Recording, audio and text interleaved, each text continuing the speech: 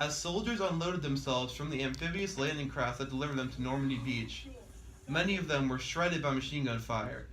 Thousands of men lay in the water and the waves were red. These men made an incredible sacrifice for all of our futures, and eventually they gained a foothold on the beach and made the first dent in the seemingly invincible Nazi war machine. Operation Overlord was the code name given to the Allied invasion of France scheduled for June of 1994. The overall commander of Operation Overlord was General Dwight Eisenhower. Other senior commanders for Overlord included Air Marshal Leigh Mallory, Air Marshal Tedder, Field Marshal Bernard Montgomery, and Admiral Bertram Ramsey. Operation Overlord required the type of logistical issues that no army had ever had to cope with before, and the plan was for the Allies to have landed a vast amount of both men and equipment by the end of D-Day itself. Overlord itself required the involvement of many men, both in Britain and in France via the resistance. Security for the plan had to be total. The fact that the Germans were taken by surprise at Normandy indicates that the Allies were successful in this.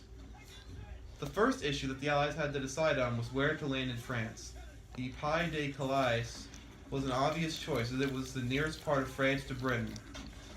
Getting to France would be swifter, but the whole area was known to be well defended. The Allied High Command decided on a landing in Normandy. The risks were much higher, but the beaches were suitable for a mass landing of people and equipment. A diversionary attack on Calais was considered in an effort to confuse the Germans. One of the first plans was known as the Combined Anglo-American Plan.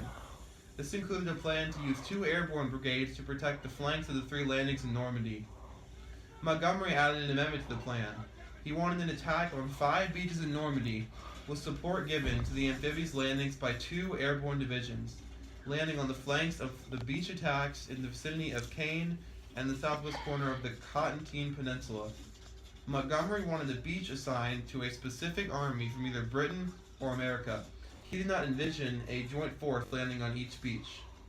Eisenhower backed Montgomery's plan, and the final variant of Overlord was very similar to Montgomery's plan. Whereas Montgomery had bargained for 5 divisions to be landed, Eisenhower had a desire to land more men, 18 divisions by D-Day plus 10. The planning and logistics behind Overlord were unparalleled in history.